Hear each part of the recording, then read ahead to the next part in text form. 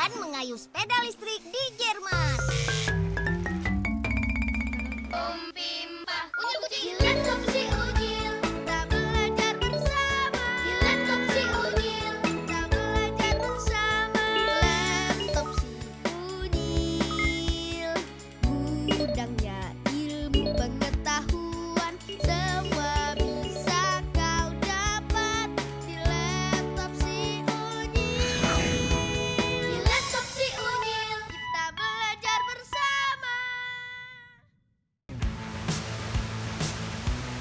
Iya, serunya. Ayo Om, meluncur terus. Ya, jatuh deh.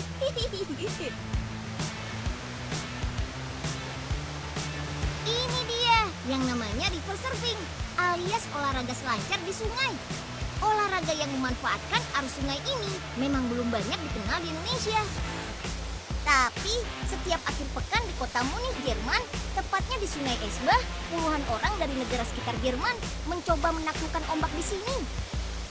Sungai Esbach sendiri memiliki arti sungai es karena airnya dingin, bersuhu kurang dari 15 derajat Celcius. Selain itu, karena terbentuk dari endapan pasir dan tanah, sekaligus debit air sungai yang besar, menjadikan ombak di sini tidak pernah surut.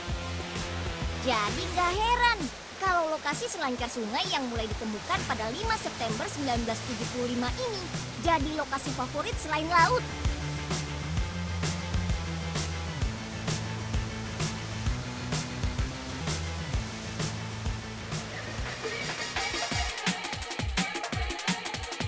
Widih, mantap deh! Di Indonesia sendiri mulai dikembangkan olahraga selancar sungai, yaitu di Sungai Kampar, Kabupaten Pelalawan, Provinsi Riau.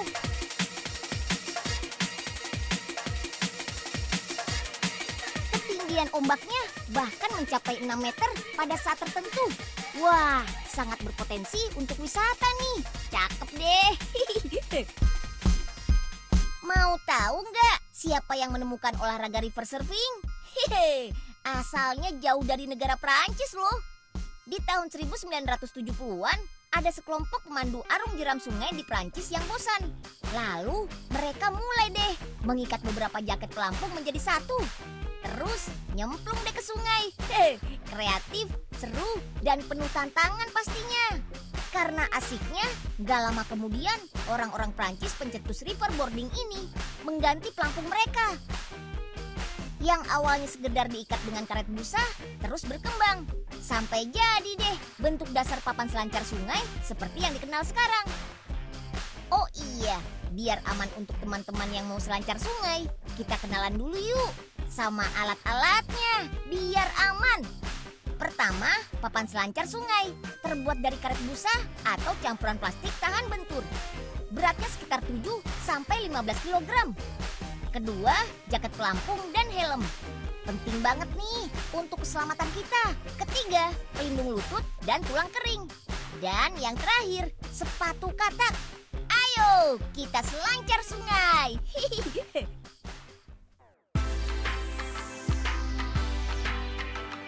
Nah, setelah asik menikmati serunya olahraga air di Sungai Esbach, sekarang kita keliling kota sambil bersepeda yuk.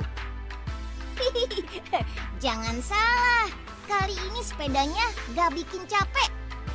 Ada terobosan keren dari e-bike boss alias sepeda listrik. Biar sepeda listrik bukan berarti tidak mengayuh loh. Energi listrik dari baterai yang terpasang di belakang akan memutar motor. Motor ini ditanam di crank atau pusat putaran pedal sepeda. Alhasil akan membuat lebih ringan bagi pengendaranya saat menggoes sepeda. Karena tekanan pedal digantikan oleh kerja motor. Punya mendapat kesempatan untuk mengunjungi e-bike boss yang bekerja sama dengan merek sepeda Reismuller di Frankfurt, Jerman. Pabrik sepeda ini dirakit oleh insinyur handal dan menghasilkan sepeda buatan tangan yang ciamik. Oh, ternyata seperti ini hasil jadinya sepeda e-bike itu ya, Nil? Hah? Tapi kenapa nggak jalan sepedanya? Melan jadi bingung. Melan, Ini sih memang sengaja tidak dijalankan karena digunakan sebagai sepeda simulasi untuk tahu bagaimana sepeda e-bike ini bekerja. Gitu ya, Nyil? Aduh, Unyil kasih tahu deh cara pembuatan sepedanya. Come on. Kalau pecinta sepeda pasti tahu ya kawat panjang ini namanya apa? Iyap, spoke. Itu adalah jari-jari sepeda terbuat dari bahan stainless steel. Jari-jari sepeda akan disambungkan ke nipel, yaitu struk dari besi yang fungsinya menghubungkan antara jari-jari dan rim atau lingkaran besi roda sepeda. Siap dikencangkan dan dicek presisinya. Prosesnya masih panjang nih. Ada juga yang menggunakan alat Sentrimaster, yaitu penyetelan posisi jari-jari untuk mengecek apakah sudah tepat atau belum. Oke, setelah semua aman, kita lanjut pasang ban karetnya. Hehe.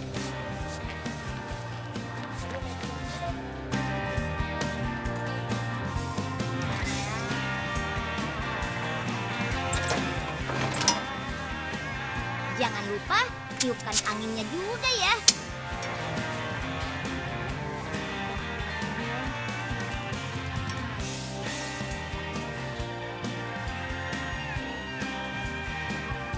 Beri piringan rem atau brake disc, lalu kencangkan mur di setiap bagian.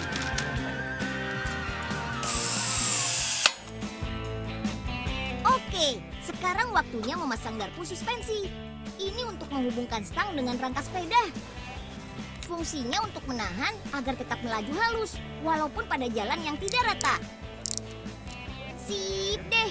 Nah, yang satu ini namanya dudukan stang. Sebelum dipasang, pastikan sisinya simetris terlebih dahulu ya.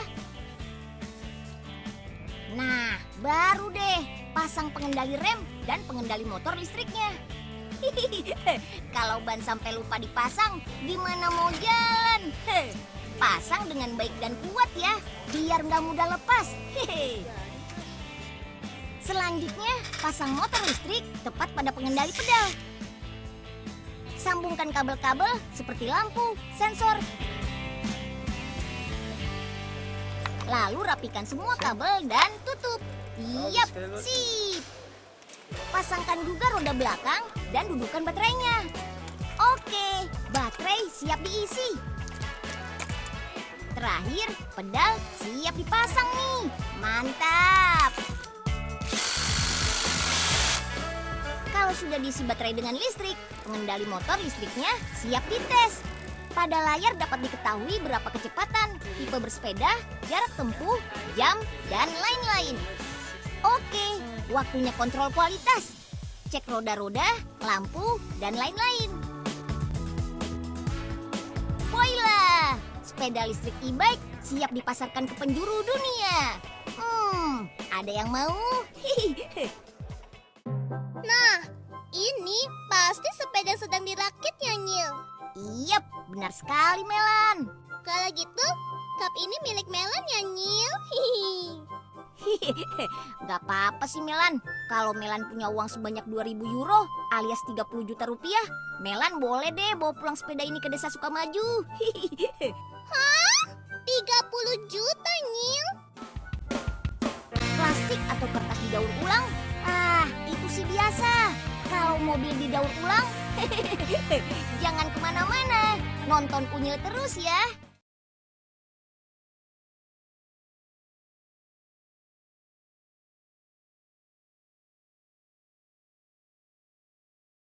Semua bisa kau dapat di laptop si Unyil. Di laptop si Unyil, kita belajar bersama. Bayangkan, dari bentuk mobil bekas seperti ini, bisa jadi serbuk sekecil ini. Oh iya, Unyil lagi ada di Jerman nih. Sebagai salah satu negara otomotif di daratan Eropa, Jerman tentu selalu menciptakan mobil berteknologi tinggi. Terus, bagaimana ya nasib mobil-mobil yang sudah jadul? Ini dia tempatnya. Wow, Ini sih Bukit Mobil namanya. Biar nggak penasaran, kita langsung intip proses pengolahan sampah mobil untuk didaur ulang yuk. Tepatnya di Herbertingen, sekitar 1 jam dari kota Munchen. Wah, wah, wah, wah. Nyil, sayang banget tuh mobilnya. Bagus-bagus begini rusak ya. Mending dikasih engkong Melan aja buat dibetulin, Nyil. Hihi. Ya Melan, ini kan mau didaur ulang, makanya ditaruh di sini. Mobil daur ulang, Nyil. Jadi apaan sih? Udah, Kemon Melan, ikut Unyil, ayo. Sebelum didaur ulang, tangki bensin mobil divakum terlebih dahulu agar tidak terjadi ledakan saat proses daur ulang nanti.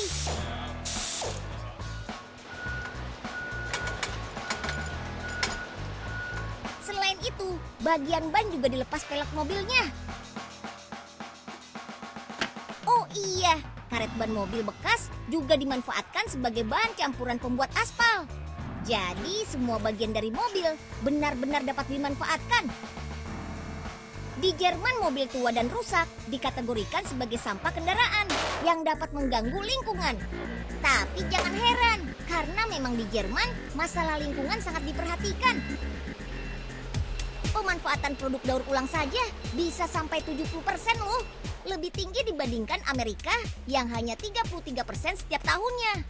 Pasokan sampah mobil biasanya juga didatangkan dari perusahaan pengumpul mobil bekas.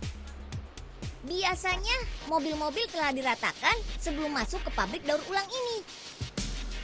Sampah mobil atau mobil rongsokan siap masuk ke dalam mesin penggiling. Oh iya, kita dilarang mendekat nih. Karena jika ada bagian besi yang terpelanting dan mengenai badan, wah bisa gawat. Sebanyak 600 mobil setiap harinya didaur ulang. Umumnya usia mobil yang didaur ulang adalah berumur lebih dari 10 tahun. Oke, lanjut ke proses selanjutnya. Mesin penggiling mobil memiliki daya tekan seberat 25 ton. Maka tidak heran, komponen mobil pun bisa hancur berkeping-keping. Tidak hanya menggunakan satu mesin penggiling saja, tetapi mesin stainless steel ini juga membantu menghancurkan komponen-komponen mobil lainnya.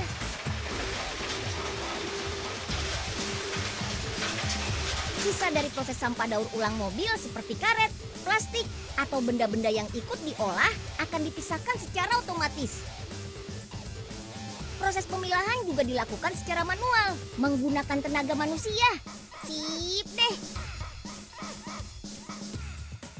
Selain plastik dan kayu, ada juga limbah debu. Limbah debu selanjutnya akan diolah menjadi bahan bakar. Pokoknya semua limbah mobil bekas ini bisa dimanfaatkan deh.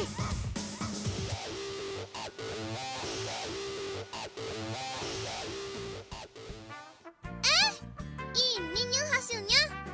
Waduh, mobil sebesar itu cuma jadi segini aja, Nyil. Awas Melan, itu panas. Pokoknya dari satu mobil bekas, kira-kira 95% komponennya bisa didaur ulang. Oh, gitu ya, Nyil. Hihi. Melan baru tahu. Ya gitu Melan. Bongkahan besi-besi dari daur ulang mobil dikumpulkan di tanah lapang untuk dikirim ke pabrik peleburan. Nih, Unyil punya ilustrasinya nih. Oh, begini ya prosesnya. Tapi mana si Unyil nih? Nyil, dari mana sih? Kok Melan ditinggal sendirian nih? Unyil ambil contoh hasil daur ulang Melan. Nih, seperti ini. Oh, tapi masa cuma segini doang sih, Nyil? Pastinya melalui proses peleburan dan pembentukan akan dibuat spare part mobil baru Melan. Sangat ramah lingkungan ya, Nyil? Iya dong. Nah, jika konsumen ingin menghancurkan mobilnya, mereka akan datang ke tempat penghancuran mobil. Dengan menjual, mereka akan mendapatkan uang tunai. Semakin lama umur mobil, misalnya lebih dari 20 tahun, mobil rata-rata dihargai 3-5 juta rupiah. Dari satu mobil, bahan yang dapat didaur ulang adalah sekitar 95%, alias hampir keseluruhan bagian dapat didaur ulang. Komponen lalu dipisahkan menjadi besi dan plastik. Pada perusahaan berbeda, komponen besi ini akan dilebur dan menghasilkan komponen mobil baru. Seperti knalpot, mesin mobil, dan lain-lain. Komponen plastik pun juga demikian, dilebur dan dijadikan komponen baru, seperti pintu, atap, dan lain-lain. Dengan cara seperti ini, komponen yang sudah tidak dapat digunakan dapat dimanfaatkan menjadi sesuatu yang baru. Wah, mendaur ulang mobil seharusnya bisa dilakukan juga di Indonesia. Selain bisa mengurangi polusi, juga populasi kendaraan. Siapa yang mau cicip camilan manis khas Belanda? Ayo ngacung! Sesaat lagi kita lihat cara membuatnya sama-sama ya. Tetap di Unyil.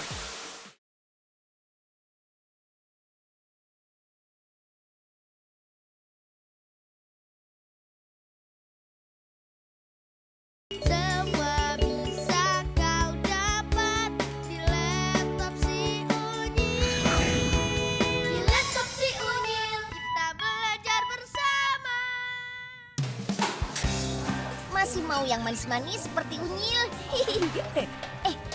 Gimana kalau kita berburu permen bonbon yang ada di kota Berlin, Jerman? Selain enak, permen bonbon juga sering dijadikan oleh-oleh loh. Come on! Yap, toko permen bonbon yang terletak di Jalan Oranienburger ini sudah ada sejak puluhan tahun silam. Hallo, noch ein Bonbon? Ja, ich mache dir die Bonbons. Wir gucken, wie Sie das machen. Ja, möchte ihr gerne sehen? Ja. Kommt mit! Proses pembuatannya sangat sederhana kok. Pertama, tuang gula pasir dengan air untuk memudahkan proses pencairan gula.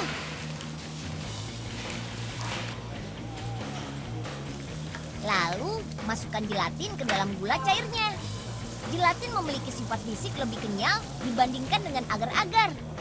Fungsinya sebagai campuran antara minyak dengan air, sekaligus penstabil agar permen tidak mudah pecah selama proses penyimpanan. Asik, asik, yay. Akhirnya ketemu juga Nyil sama cemil kesukaan Melanie. Hihi. Wah, Melanie mau pilih yang mana ya? Memangnya Melanie bawa uang apa? Ingat Melan, jangan belanja terlalu banyak. Nanti nggak bisa balik ke Jakarta nih. Unya bener juga. Ya udah, kita lihat ke sana yuk. Ayo, come on. Sementara menunggu mendidih, siapkan besi penuangan. Widih, banyak juga pengunjung yang penasaran sama atraksi Paman Yalmar. Sip, selanjutnya masukkan pewarna makanan. Pastikan suhu didih ada di sekitar 147 sampai 150 derajat Celcius. Dengan suhu ini, uap air telah hilang dan hanya gula saja.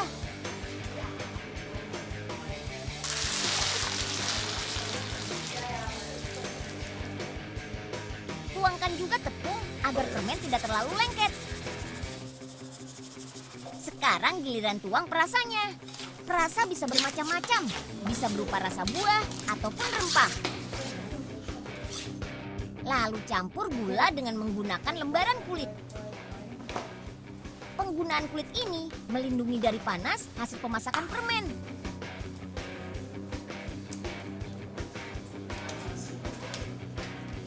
Loh, kok permennya dibagi-bagiin, Paman?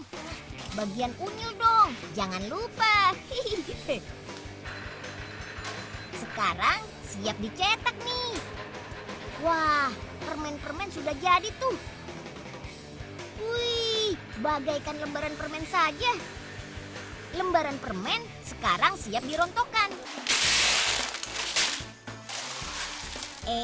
Proses pembuatan permen tidak sampai di situ. Permen kemudian akan diayak kasar untuk dibuang serpihan pinggiran permennya. Yuk, putar-putar dulu permennya. Penasaran ya, kenapa harus diputar-putar? Karena permen akan dituang gula sebagai pelapis dan sekaligus saat mengering nanti, gula akan berubah menjadi keputihan. Hasilnya menjadi aksen membentuk sulur-sulur batang daun. Widih, yang ini kesukaan Unyil nih, permen rasa raspberry. Proses pembuatannya juga sama dan sangat manis. Urusan rasa, jangan khawatir deh. Pilihannya sangat beragam. Untuk para pencinta permen, kita bisa mendapatkan permen bonbon ini seharga Rp47.000 per 250 gramnya. Jadi, kalau sempat jalan-jalan ke Jerman, jangan lupa cicip permen bonbon ya. Enak-enak. Hehe. Wah, tinggal satu nih. Awet-awet Unyil, dicariin malah asik makan permen sendiri. Boleh dong, Nil. Sisa permennya buat Melani. Melan tadi kan sudah dihabisin permennya. Ini bagian unyil, Melan.